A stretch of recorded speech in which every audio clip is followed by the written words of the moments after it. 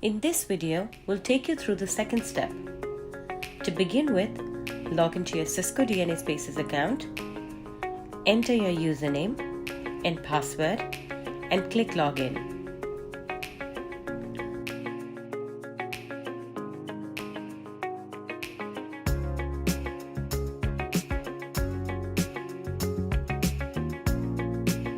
On this dashboard, navigate to the top right and click on the Wi-Fi icon.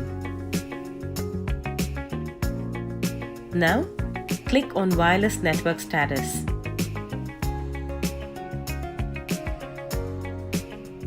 Click on Create New Connector. Then, add a name for the connector. Check the box that says Add Controller. Enter the IP address of the controller.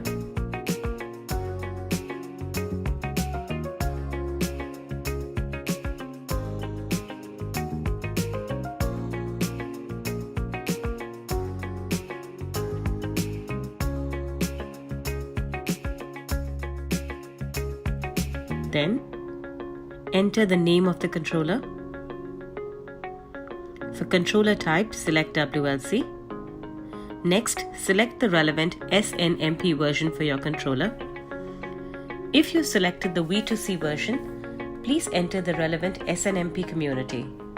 For those who select the V3 version, you'll also need to provide your username and password, authentication protocol, and privacy password.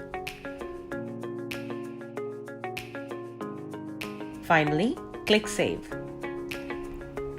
And that's it. A controller token for Spaces connector has now been successfully created.